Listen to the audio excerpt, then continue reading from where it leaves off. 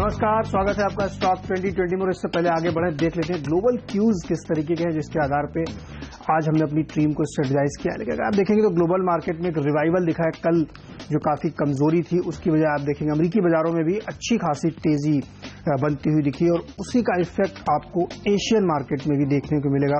यूरोपीय मार्केट भी अच्छे बंद हुए थे ऊपर, लेकिन एशियाई बाजारों में भी रिवाइवल दिख रहा है और अब बात हो रही है कि यहाँ आज एक बाउंस आता हुआ दिखेगा।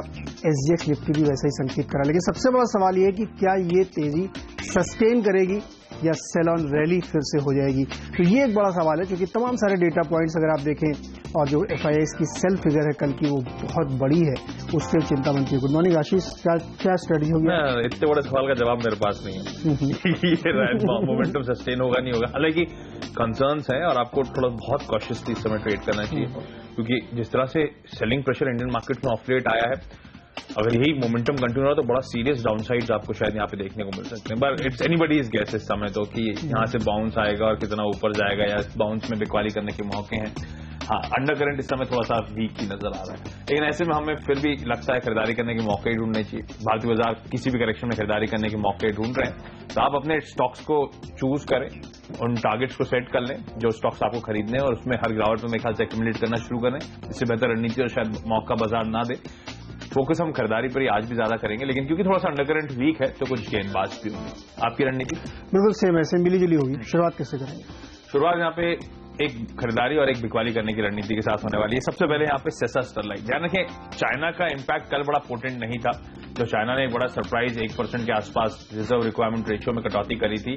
वो सिर्फ ज्यादातर लोग मान रहे हैं एक पहला क्यू है। इसके बाद कहा जा रहा है रिजर्व रिक्वायरमेंट रेशियो में इनफैक्ट बैंक रेट्स में आपको एग्रेसिव कटौती चाइना का central bank People's Bank of China deliver करता हुआ शायद नजर आए, क्योंकि उस इकोनॉमी को रिवाइव करने के लिए बहुत सीरियस कदम उठाने की जरूरत शायद पड़ेगी। जो रिपोर्टेड नंबर्स हैं उसको लेकर तो बाजार हमेशा वैसे ही सवाल उठाता है, लेकिन वो ग्रोथ भी 7% में, अगर मुझे सही याद है तो 7% के आसपास ही रह गई है। हमें लगता है जिस तरह से माइनिंग कंपनीज ने यूरोपियन मार्केट में रिएक्ट करा है, सेसा स्टरलाइट जैसी कंपनीज को फोकस में रखें, रडार पे रखें। वैसे भी काफी पिटाई होने के बाद बड़े अट्रैक्टिव लेवल्स पे है। कितना समय लगेगा अच्छे सिग्निफिकेंट बाउंस के लिए कहना मुश्किल है, लेकिन सेसा स्टरलाइट में एक्यूमुलेशन करना चाहिए। 214 तक के लेवल्स तक आज अप्रोच करें। और आज का शायद स्टॉक ऑफ द डे या फिर स्टॉक जो फोकस में रहने वाला है वो होगा सन फार्मास्यूटिकल्स। डाइची साइंको ने जो रिमेनिंग स्टेक था 9% के आसपास इस कंपनी में स्टेक बचा रह गया था, उसे आज वो बेचती हुई नजर आएगी। कहा गया है वो बुक लॉन्च हो चुकी है और 0 से ऑलमोस्ट 9-9.5% के आसपास के डिस्काउंट पे ये चंक बेचा जाएगा। 18,000 करोड़ रुपए के आसपास की सेलिंग आएगी। तो सन फार्मास्यूटिकल्स में ऑब्वियसली दबाव देखने को मिलेगा, लेकिन यहाँ पे एक वर्ड ऑफ कॉशन, ये जो 9% के आसपास स्टेक सेल है उसमें अटकलें ये लगाई जा रही हैं कि शायद दिलीप सांघवी साहब भी कुछ स्टेक एक्वायर करते हुए नजर आएंगे। जो रिपोर्ट सजेस्ट कर रही है ऑलमोस्ट आधा स्टेक शायद सांघवी साहब उठा ले, तो डाउनसाइड लिमिट ही नहीं होगी। शायद स्टॉक आपको उस लिहाज से तगड़ा बाउंस भी दिखाना शुरू कर सकता है, लेकिन इनिशियली तो हमें लगता है प्रेशर होगा, उस प्रेशर का फायदा उठाएं। और अगर कहीं से क्यूज मिलते हैं कि दिलीप सांघवी साहब ने वाकई इतना सिग्निफिकेंट पैसा डाल दिया इन लेवल्स के आसपास इस कंपनी में, तो शायद डाउनसाइड बेहद लिमिटेड हो जाएगी इस काउंटर के लिए। नीरज जी, आपके शुरुआती दो खिलाड़ी। वीको इंडिया के साथ शुरुआत करेंगे और सेलेक्टर्स को लगता है कि यहाँ पे नजर रखना चाहिए। डिजिटल इंडिया का बड़ा फायदा है, कंपनी उठाती हुई दिख रही। जापानी पेरेंटेज कंपनी है, इमेजिंग और ऑटोमेशन आईसीटी के सेगमेंट में काम करती है। सेलेक्टर्स को लगता है यहाँ पे खरीदारी करनी चाहिए। रिसेंट कमेंट्री जो है मैनेजमेंट की, उनका मानना है कि अगले 3 साल यानी FY17 के अंत तक ये अपने रेवेन्यू को 4 गुना करने की कोशिश कर रहे हैं, जो FY14 में 1,000 करोड़ के आसपास था। तो यहां से 4,000 करोड़ 2-2.5-3 साल के अंदर यानी करीब 50-55% की ग्रोथ कंटिन्यूअसली दिखाएंगे। ट्रैक रिकॉर्ड इनका बढ़िया है, क्योंकि पिछले जो मिड टर्म पॉलिसी इनकी थी 2014 से 2 साल पहले की, उसमें इन्होंने 3 गुना अपना रेवेन्यू बढ़ाने की बात की थी, जो इन्होंने अचीव भी करके दिखाया। तो जो अभी इस समय करंट टारगेट वो दे रहे हैं उसका 1 साल पूरा हो गया, तो आपको नजर रखनी चाहिए इस क्वार्टर के रिजल्ट पे। वहां से अंदाजा लगेगा कि इस साल उन्होंने कितना अचीव किया। लेकिन ट्रैक रिकॉर्ड देखते हुए ऐसा लगता है कि अचीव कर पाएंगे, क्योंकि जो इनका जो फोकस है गवर्नमेंट सेगमेंट में है। रिसेंटली इनको 200 करोड़ का एक ऑर्डर मिला है दिल्ली सरकार की तरफ से 1100 स्कूलों को ऑटोमेट करने का। सेक्टर्स को लगता है कि बड़ा है। इससे पहले 1,1300 करोड़ का ऑर्डर पोस्ट डिपार्टमेंट की तरफ से मिला था। तो जिस तरीके की स्ट्रेटजी लेकर मैनेजमेंट चल रहा है, उससे ये उम्मीद की जानी चाहिए कि ये टारगेट अचीव कर पाएगा। शायद यही वजह है कि 150-200 से यह स्टॉक 600 के आसपास आ गया है। सेक्टर्स को पूरा भरोसा है कि जिस तरीके से जापान को लेकर के बुलिश है इंडिया, तो ये फायदा इसको जरूर मिलेगा। 600 के लक्ष्य के साथ इसमें खरीदारी करें। पोजिशनल ट्रेड के लिए भी आप इसको अपने पास रख सकते हैं। एक छोटी फार्मा कंपनी है, फार्मा इनफैक्ट इसको कहे एफएमसीजी कंपनी, अमृतांजन, इसको लेनी चाहिए। और यहाँ पे सिलेक्टर्स को लगता है कि बहुत छोटे साइज की है, साउथ की कंपनी है, बहुत सारे इनके जो प्रोडक्ट लाइंड अप हैं उस पर सिलेक्टर्स बेट करना चाह रहे हैं। उनका मानना है कि जो एफएमसीजी में इनका पूरा फोकस अब बढ़ता दिख रहा है वो होगा। 150 साल पुरानी कंपनी है, मैनेजमेंट बहुत सीजनड है और उनका मानना है कि वो भी अपने जो कमेंट्री दे रहे हैं 30% की एनुअल ग्रोथ को लेकर चल रहे हैं अपने प्रोडक्ट लाइनअप को लेकर के। तो सेक्टर्स को लगता है यहाँ पे एक अच्छे रनअप आपको देखने को मिलेगा। ये सारे स्टॉक्स जो आपको आज मैं बता रहा हूँ ये वैल्यू पिकिंग, क्योंकि इस बाजार में आपको वो स्टॉक्स लेने चाहिए जहां पे अच्छी खासी रनअप देखने को मिलेगी। 500 के लक्ष्य के साथ अमृतांजन में आज खरीदारी की जा सकती है, 470 पे स्टॉप लॉस रखें। और इसी के साथ वक्त है मिस्टर डिपेंडेबल का।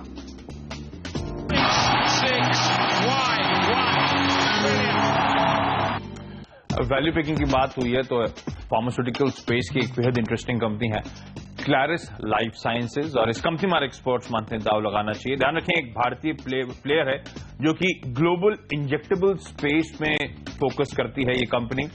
कल आपको याद होगा इस कंपनी ने अनाउंस करा था कि इसने डिप्रिवान नाम की यूएस में दवा जो है जेनरिक जो है उसके लिटिगेशन और लाइसेंसिंग एग्रीमेंट पे एक सेटलमेंट अनाउंस किया। स्टॉक में अच्छा 4-4.5% के आसपास का मोमेंटम आया, लेकिन फाइनली दिन के लोज पे ऑलमोस्ट 11% की कमजोरी के साथ जाके स्टॉक कल क्लोज हुआ था। इनफैक्ट इंट्राडे तो मेरे ख्याल से 18% के आसपास का स्विंग इस काउंटर में आया था। दिन के हाई से तो 18% नीचे जाके बंद हुआ था, और ये दबाव इसीलिए आया था क्योंकि इसमें लार्ज चंक्स कल ट्रांजैक्ट हुए थे। फर्स्ट कार्लाइल वेंचर्स ने अपना स्टेक ऑफलोड करा, बेचा इस कंपनी में, वो एक चंक बेचा गया जिसे एमसाफ मॉरिशस ने, यहाँ पे कल ध्यान रखें 17.5 लाख शेयर इस कंपनी के एक्वायर करे। टाटा एआईजी ने इनफैक्ट 6 लाख शेयर इस कंपनी के एक्वायर करें। तो वो कल का प्रेशर सिर्फ एक ऑफलोडिंग के चलते था। हमें लगता है अट्रैक्टिव लेवल्स हैं इस कंपनी में एंट्री करने के लिए। ध्यान रखें ये कंपनी एक्सपेक्टेड है कि अगले 3 सालों में 30% का सालाना ग्रोथ यानी कि सीएजीआर डिलीवर कर सकती है रेवेन्यू के फ्रंट पे, क्योंकि जिस तरह के फाइलिंग्स या लॉन्चेस एक्सपेक्टेड हैं यूएस और ईयू में इस कंपनी के, जिस तरह से अपनी कैपेसिटी को ऑलमोस्ट ट्रिपल करने की कंपनी बात कर रही है, उसका भरपूर फायदा मिलेगा। इनफैक्ट ये कंपनी करीब $4.5 बिलियन की पाइपलाइन को टारगेट करने की कोशिश कर रही है। और इंजेक्टेबल स्पेस वैसे भी बता दूं आपको एक बेहद अट्रैक्टिव डेस्टिनेशन बन गया है तमाम पार्टिसिपेंट्स के लिए, क्योंकि जिस तरह की प्रोडक्ट शॉर्टेजेस हैं, जिस तरह का बेहद लिमिटेड कंपटीशन है स्पेस में, और जिस तरह की अट्रैक्टिव प्राइसिंग्स हैं, इसलिए ये कंपनीज ऑफलेट रडार पे आ रही हैं। और जिस तरह का हाइटेंड एमएनए एक्टिविटी हमने इंजेक्टेबल कारोबार में ऑफलेट देखना शुरू करी है, और वो ध्यान रखिए बड़े फेवरेबल वैल्यूएशंस पे एमएनए एक्टिविटी हुई है, वो पूरे इंजेक्टेबल स्पेस के वैल्यूएशंस ड्राइव अप करता हुआ नजर आएगा। तो क्लैरिस लाइफ साइंसेज में ना सिर्फ वो कल का प्रेशर जो आपको अट्रैक्टिव एंट्री पॉइंट देता है, लेकिन नीरज जी जैसे हाईलाइट करा आगे क्वालिटी स्टॉक ग्रोथ स्टोरीज, एक परफेक्ट ऐसी ग्रोथ स्टोरी हमें नजर आती है। 295 तक के लेवल्स तक अप्रोच करें। नीरज जी आपका आज का डिपेंडेबल खिलाड़ी सुदर्शन केमिकल होगा। आपको पिछली बार भी हमने बताया था कि स्पेशलाइज्ड केमिकल कलरिंग कंपनी पे फोकस रखिए, ये वैसी कंपनी है। हाल फिलहाल में इसमें नॉन प्रमोटर इक्विटी बहुत बढ़ाई गई है चेन्नई की तरफ से, लेकिन उसके अलावा स्टोरी अगर इसमें देखें तो पिछले समय में इसने बहुत अच्छा परफॉर्म इसलिए क्योंकि क्रूड प्राइसेज जब बहुत तेजी से गिरे थे, इनको बहुत इन्वेंट्री लॉस हुआ था, जिसकी वजह से इनके 2 क्वार्टर अच्छे नहीं गए थे। लेकिन अब क्रूड स्टेबलाइज हो चुका है। सेक्टर्स को लगता है कि इस तिमाही के नतीजों के बाद से ऑनवर्ड्स आप देखेंगे शानदार परफॉर्मेंस दिखाएगी। मैनेजमेंट बहुत स्ट्रांग है, रिजल्ट्स जो आप देखेंगे वो खराब नहीं है, लेकिन इन्वेंट्री का थोड़ा लॉस था। और अब सेक्टर्स को लगता है कि जो कि वर्ल्ड में इनकी अपनी पोजीशन है कलरिंग में, पिगमेंट में, सेक्टर्स को लगता है कि वो काफी फायदा होगा, क्योंकि ये एग्रो में भी ट्रेड करते हैं, कलरिंग सेगमेंट में है, पेंट में है, ऑटोमोबाइल में है। तो सेक्टर्स को लगता है कि ये इनके लिए बहुत ही पॉजिटिव है, और अब यहां से इसमें ग्रोथ स्टोरी बनती हुई दिखेगी। तो एक और वैल्यू पिक है आपके लिए, आप खुद भी इसकी स्टडी करिए, ध्यान से इसको पढ़िए, आपको समझ में आएगा ये कंपनी कितनी बेहतरीन है। 120 के लक्ष्य के साथ इसमें आज खरीदारी करें, 106 पर स्टॉप लॉस रखें। तो इसी के साथ एक और छोटा सा ब्रेक लेते हैं। ब्रेक के बाद लौटेंगे तो मिडिल ऑर्डर्स के स्टॉक साथ ही फ्री हिट भी बताएंगे।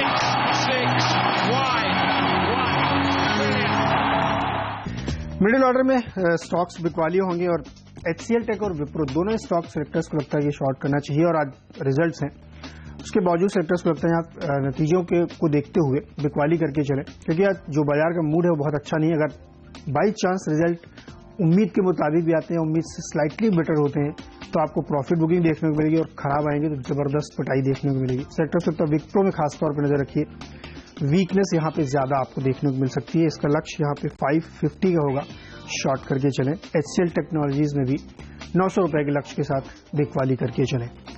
एरीज एग्रो एक और वैल्यू पिक और एग्री फोकस स्टॉक है, यहाँ पे आपको नजर रखनी चाहिए। न्यूट्रिएंट्स बनाती है ये एग्री सेक्टर के लिए। सेक्टर्स का मानना है कि जिस तरीके से धीरे धीरे अब न्यूट्रिएंट का इस्तेमाल काफी बढ़ रहा है एग्री सेगमेंट में, वो इसके लिए काफी फायदे की खबर है। स्टॉक काफी मजबूत है, रिजल्ट्स आप देखेंगे बेहतरीन है, और हम ये उम्मीद कर रहे हैं कि चौथे तिमाही के नतीजे भी इसके काफी बेहतरीन होंगे। एक और वैल्यू पिक है, खुद भी स्टडी करें और बेहतरीन स्टॉक चुन के लाए सेलेक्टर्स। 135 का लक्ष्य लेके चले, 124 के आसपास ये ट्रेड कर रहा है एरीज एग्रो। 121 पे स्टॉप लॉस लगा के खरीदारी करें। आशीष, मिडिल ऑर्डर में फोकस यहाँ पे खरीदारी पर ही रहने वाला है। सबसे पहले एक इंटरेस्टिंग कंपनी है गणेशा इकोस्फेयर। इस कंपनी में हमारे एक्सपर्ट्स मानते हैं खरीदारी करने के मौके ढूंढने चाहिए। कल यहाँ पे इंटरेस्टिंगली प्रमोटर्स ने ऑलमोस्ट 4.25 लाख शेयर्स इस कंपनी के बेचे हैं, और इंटरेस्टिंगली उस पूरे चंक को एब्जॉर्ब करा है एसबीआई म्यूचुअल फंड ने। न सिर्फ उस चंक को एब्जॉर्ब करा है, बल्कि 4 लाख एडिशनल शेयर्स उन्होंने खरीदारी करी है, यानी कि कुल मिलाकर 8.25 लाख शेयर्स की गणेशा इकोस्फेयर में एसबीआई एमएफ ने खरीदारी करी थी। तगड़ा डीआईआई इस कंपनी में चेक इन होता हुआ। ये ध्यान रखें, कंपनी बड़ी इंटरेस्टिंग है, नाम से ही सजेस्ट करता है कि कुछ इको रिलेटेड कंपनी होगी। ये कंपनी जो पोस्ट कंज्यूमर पेट बॉटल्स होती हैं या उसका जो वेस्ट होता है उसको रिसाइकिल करने का काम करती है, और उसे रिसाइकिल्ड पॉलिस्टर स्टेबल फाइबर बना देती है। इस कंपनी के फाइनेंशियल्स देखेंगे आप तो FY14 में, यानी कि पिछले वित्त वर्ष की मैं बात कर रहा हूं, 500 करोड़ रुपए की टॉप लाइन थी इस कंपनी की, और 200-225 करोड़ रुपए का मार्केट कैप है इस समय। इनफैक्ट एक प्रॉफिट मेकिंग एंटिटी है। पिछले फाइनेंशियल ईयर में ऑलरेडी 25 करोड़ रुपए इस कंपनी ने क्लॉक करे थे। रडार पे रखे, हमें लगता है शार्प मूव यहां पे आएगा। भूषण स्टील इंटरेस्टिंग है, इस कमजोर बाजार में हर एक्सपर्ट्स मानते हैं शायद इस काउंटर में खरीदारी करने के मौके ढूंढने चाहिए। बहुत पिटाई हुई है, 70 के लेवल्स के आसपास आपको कामकाज करता हुआ नजर आएगा। कल जिस तरह से एडिशनल लाइफलाइन बैंक्स ने थ्रो अप करी है, एडिशनल क्रेडिट लाइन दिया है, एक भरोसा आ रहा है रीसेलेक्ट करने की अब सॉलिड कोशिश चल रही है इस कंपनी को। कल उस खबर पे इस बाजार ने क्योंकि बहुत तगड़ा सेल ऑफ था कल इंडियन मार्केट्स में, स्टॉक में हमने देखा नहीं वो रिवाइवल आता हुआ। ये हमें लगता है आज शायद खरीदारी करने के मौके ढूंढने चाहिए। एक और स्टॉक जो किसी भी गिरावट में हमने शुरुआत में कहा था एक्यूमुलेट करने की सलाह होगी, हाईबीटा जोन का काउंटर है, लेकिन जिस तरह से बड़े निवेशक इस कंपनी में चेक इन हो रहे हैं HDIL, हमें लगता है किसी भी गिरावट में खरीदारी करने के मौके ढूंढने। आपको याद हो कुछ दिन पहले ये स्टॉक 20-25% उछला था, बड़े निवेशक चेक इन हुए तो उस दिन इस काउंटर में उन लेवल्स के अब नीचे धीरे धीरे आना शुरू हुआ है। कल के स्ट्रांग कमजोरी के बाद हमें लगता है एक्यूमुलेशन जोन है, किसी भी कमजोरी में इस काउंटर को एक्यूमुलेट करें, शार्प मूव वापस डिलीवर करेगा। चलिए इसी के साथ वक्त चला हम दोनों की टीम्स के फ्री हिट खिलाड़ी जानने।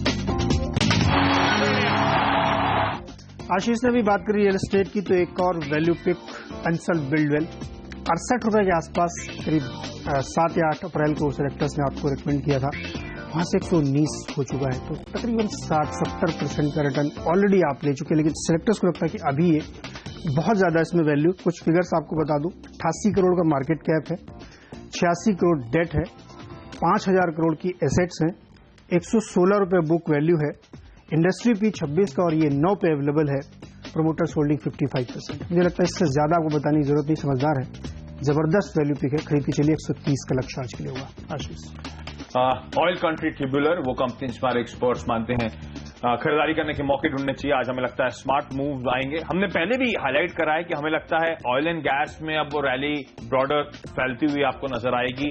जो एसोसिएटेड कंपनीज हैं, जैसे कि ये ड्रिलिंग और एक्सप्लोरेशन का जो कारोबार करती हैं, उनमें आज इस हफ्ते हम एक्सपेक्ट करें तगड़ा मोमेंटम आता हुआ। In fact wide range of goods and services मुहैया कराने का काम करती है, खास तौर पे जो ऑयल ड्रिलिंग और एक्सप्लोरेशन के लिए जिन चीजों की जरूरत पड़ती है, ऑयल कंट्री ट्यूबुलर वो मुहैया कराती है। मेक इन इंडिया की बात करी गई थी, अब कहा जा रहा है उस अम्ब्रेला के अंदर ये सरकार, नई सरकार प्लान कर रही है, ड्रिल इन इंडिया की बात करी जा रही है। आसान शब्दों में भारत का जो 2/3 सेडिमेंट्री बेसिन है, कहा जाता है वो अनएक्सप्लोर्ड है, जिसमें कहा जाता है काफी तगड़े रिजर्व हो सकते हैं।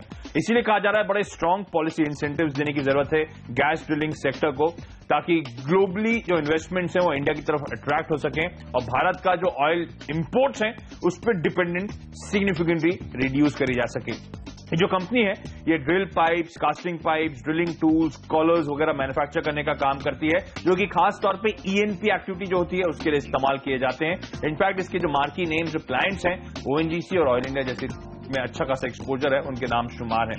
ये पॉलिसी कहा जा रहा है जल्द अनाउंस होती हुई नजर आएगी और बड़ा रिफॉर्म हो सकता है पार्लियामेंट के बाहर, क्योंकि एक्सप्लोरेशन कंपनीज जैसे ऑयल कंट्री ट्यूबुलर अगर ऐसी पॉलिसी वाकई आती है ड्रिल इन इंडिया टाइप, हमें लगता है इसमें तगड़े मूव्स आपको देखने को मिलेंगे। पिछले हफ्ते ओएनजीसी, ऑयल इंडिया, केन इंडिया इन तमाम स्टॉक्स में आपने देखा था अच्छी खासी रैली आती हुई, क्योंकि कच्चे तेल की प्राइसेस में जो अपमूव आए थे उसका पॉजिटिव इंपैक्ट था इन तमाम एक्सप्लोरेशन कंपनीज में, जो हेवी इन्वेस्टमेंट एक्सपेक्टेड है कि करती हुई नजर आएंगी, क्योंकि कच्चा तेल अगर इंप्रूव होगा तो आप एज्यूम कर सकते हैं कि इन तमाम कंपनीज के मार्जिन तो इन तमाम कंपनीज के इन्वेस्टमेंट्स लगातार इंप्रूव होंगे, तो इसका ऐसी इंडायरेक्ट बेनिफिशियरीज बड़ी हो सकती हैं। वैसे भी सरकार ध्यान रखें बेबी स्टेप्स ले रही है इस सेक्टर को रिवाइव करने के लिए। एंटी डंपिंग ड्यूटी इंपोज करी गई थी पाइप्स पे ताकि लोकल कंपनीज को सेफगार्ड करा जा सके, बचाया जा सके, और अब ये बड़े बोल्ड मेजर्स लेने की बात कर रहे हैं। हमें लगता है ऑयल कंट्री ट्यूबुलर और ऐसी तमाम कंपनीज फोकस में रह सकती हैं, लेकिन ये कंपनी हमारे सिलेक्टर को सबसे पसंद आती है जिस तरह का बिजनेस मॉडल है, जिस तरह की अपॉर्चुनिटीज इसके सामने है। 48 तक के लेवल तक आज अप्रोच करें, छोटे से ब्रेक, उसके बाद आखिरी के 3 दिन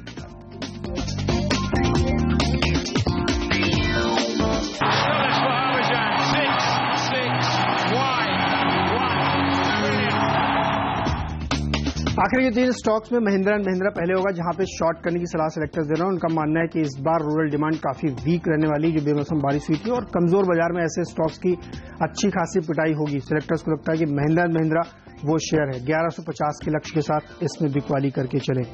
पंजाब नेशनल बैंक यहां पे बिकवाली करें। ताजा रिपोर्ट जो क्रेडिट स्विस की है उसमें उन्होंने इसका लक्ष्य घटा के 144 पे कर दिया, और उनका मानना है कि जो सबसे ज्यादा बैड एसेट्स हैं वो एसबीआई, पीएनबी और बॉब जैसे शेयरों के पास है। तो इसका इंपैक्ट आपको देखिए, क्योंकि 31 मार्च के बाद से कोई सीडीआर नहीं हो रहा, और वो एसेट का स्ट्रेस आपको बैलेंस शीट में दिखेगा और रिजल्ट्स में देखने को मिलेगा। सेक्टर्स को लगता है कि आज इसमें एक अच्छी कमजोरी देखने को मिल सकती है। 150 के टारगेट के साथ पीएनबी शॉर्ट करके चले, लेकिन टाटा स्टील में खरीदारी की सलाह होगी। सेक्टर्स ने कल भी इसमें खरीदारी की सलाह दी थी और 550 पॉइंट की गिरावट के बावजूद स्टॉक फ्लैट बंद हुआ था। सेलेक्टर्स को लगता है कि बहुत ज्यादा स्ट्रेंथ है इसमें, और इसीलिए अगर मार्केट घूमता है इन केस तो ये स्टॉक आपको अच्छा रन देगा। 355 के टारगेट के साथ टाटा स्टील में खरीदारी करके चले। आशीष, एक ऑस्पिशियस डे आज अक्षय तृतीया, तो एक पीसी ज्वेलर ऑब्वियसली बनता है इस कंपनी में, एक्सपर्ट्स मानते खरीदारी करें। ध्यान रखें वैसे एक्सपेक्टेड है कि बड़ा स्ट्रांग मोमेंटम आज देखने को मिल सकता है। एक्सपेक्टेशन तो इस तरह से माउंट होनी कि शायद 30% के आसपास बिक्री जो होने वाली है आज उसमें एक जंप देखने को मिलेगा। खासतौर पर जो कंटिन्यूड वीकनेस पिछले अक्षय तृतीया से इस बीच में देखने को मिली है उसके चलते और स्पर होती हुई नजर आएगी गोल्ड बाइंग एक्टिविटी आज, शायद ऐसा माना जा रहा है। पर इंटरेस्टिंगली ज्यादा इंपॉर्टेंट है कि सरकार ने अब हिंट्स देना शुरू करें कि शायद इंपोर्ट ड्यूटी में कटौती जल्द और होती हुई नजर आएगी आपको। जिस तरह से इंपोर्ट्स सर्ज हो रहे हैं मार्च में, सीबीईसी चेयरमैन साहब का स्पेसिफिकली कहना है कि स्मगलिंग को रोकने के लिए higher duty could be an incentive. PC Jeweller जैसी कंपनीज ऑब्वियसली फोकस में आएंगी, तो दोहरा रीजन हो सकता है। 365 तक के लेवल तक यहां पे अप्रोच करें। येस बैंक में एक्सपर्ट्स मानते हैं बिकवाली करके चलें, एक आउट परफॉर्मर रहा है, सिग्निफिकेंट आउट परफॉर्मर रहा है। इनफैक्ट फाइनेंशियल वाइज भी कमजोर समय में इस कंपनी ने बेहतरीन परफॉर्मेंस डिलीवर करा है, लेकिन अटकता हुआ शायद इन लेवल्स पर नजर आए। 765 तक के लेवल्स तक अप्रोच करने की सलाह। और लाइकवाइज पीएसयू बैंकिंग स्पेस में नीरज ने पीएनबी की बात करी थी, हमारे एक्सपर्ट्स मानते हैं बैंक ऑफ बड़ौदा जैसे काउंटर्स में शायद आज प्रेशर देखने को मिल सकता है। रीसेंट स्पाइक के बाद हल्की मुनाफावसूली का दबाव आ सकता है। 174, 175 के जोन तक यहाँ पे अप्रोच करने की सलाह। चलिए क्विकली 10 की टीम का रैप ले लीजिए जो आज हमारा पोर्टफोलियो है। 3 बिकवाली करने की सलाह। सन फार्मा जहां पे हमें लगता है तगड़ा प्रेशर आएगा। डाइची 18,000 करोड़ रुपए का स्टेक ऑफलोड करने वाला है, लेकिन वर्ड ऑफ कॉशन जिससे हमने हाईलाइट करा था शायद दिलीप सांघवी को चंक एक्वायर करते हुए नजर आए, तो अगर वो हुआ तो लिमिटेड डाउनसाइड देखने को मिले आपको। येस बैंक और bank of Baroda banking pack से 2 ऐसे काउंटर जहां पे बिकवाली करने की सलाह है। सिस्टर स्टरलाइट क्योंकि माइनिंग कंपनीज, चाइना, ये सब फोकस में है, हमें लगता है खरीदारी करने के मौके ढूंढे। क्लैरिस लाइफ साइंसेज कल के तगड़े प्रेशर, इनफैक्ट इंटरडे तो 18% की कमजोरी के बाद खरीदारी करने के मौके ढूंढने चाहिए इस कंपनी में। अट्रैक्टिव लेवल्स पे है एक बेहतरीन बिजनेस मॉडल। गणेशा इकोस्फेयर जहां पे एसबीआई, IMF ने तगड़ी खरीदारी 8.8 लाख शेयर का खरीदे हैं। बिजनेस फाइनेंशियल्स बेहद स्ट्रांग लगते हैं। भूषण स्टील जहां पे बैंक्स ने एडिशनल क्रेडिट लाइन की बात करी है, रिवाइवल के कुछ होप जगते हुए नजर आएंगे। और इसके साथ साथ एचडीआई, ये दोनों ही ध्यान रखें हाई बीटा जोन के काउंटर्स हैं। एचडीआई तो खासतौर पर रिसेंट प्रेशर के बाद अट्रैक्टिव लग रहा है। फीड के तौर पर ऑयल कंट्री ट्यूबुलर जहां पे हमारे एक्सपर्ट्स मानते हैं allied activities oil and gas से जुड़ी उनमें अच्छा ट्रैक्शन, अच्छा मोमेंटम आएगा। मेक इन इंडिया के अंदर शायद ड्रिल इन इंडिया या फिर इनफैक्ट एक्सप्लोरेशन रिलेटेड स्पेस को बढ़ावा देने की कोशिश करी जा सकती है। तो बहुत बड़ा गेम चेंजर हो सकता है इन कंपनीज के लिए। पीसी ज्वेलर्स भी अक्षय तृतीया, और न सिर्फ अक्षय तृतीया बल्कि शायद इंपोर्ट ड्यूटी में कटौती का जो आप होप्स जाग रही है उसका फायदा। नीरज जी, आपकी टीम। बिल्कुल जो है बल्लेबाज और गेंदबाज दोनों है। रिको इंडिया एक वैल्यू पिक है, अमृतांजन एक वैल्यू पिक, खरीदारी करके चले। हमें सुदर्शन केमिकल में भी सलाह होगी खरीदारी की। लेकिन HCL टेक और विप्रो दोनों के रिजल्ट्स आने हैं। सेलेक्टर्स को लगता है कि यहाँ पे प्रॉफिट बुकिंग देखने को मिलेगी। बाई चांस अगर रिजल्ट अच्छे आते हैं, खराब आएगा तो जबरदस्त पिटाई होगी, तो बिक्वाली करके ही चले। अरीज एग्रो न्यूट्रिएंट कंपनी है, यहाँ पे खरीदारी की सलाह। वहीं एंसल बिल्डवेल एक जबरदस्त वैल्यू पिक मल्टी वगैरह खरीदारी की यहाँ पे सलाह। जबकि MNM और PNB दो वीक काउंटर सेलेक्टर्स को लगते हैं। PNB में तो लेटेस्ट रिपोर्ट भी है, इसलिए दबाव देखने को मिलेगा, बिक्वाली करके चले। लेकिन टाटा स्टील में सेलेक्टर्स को लगता है कि स्टीम बन रही है और यहाँ पे खरीदारी करके चलना चाहिए। तो एक मिक्स टीम पूरी आपके सामने है। तो इसी के साथ आशीष और मुझे दीजिए इजाजत, लेकिन आप कहीं मत जाइए क्योंकि तुरंत बाद लेके आ रहे हैं ब्रेक के मार्केट काउंटडाउन और CNBC बाजार पे होगा मॉर्निंग टिकर। नमस्कार।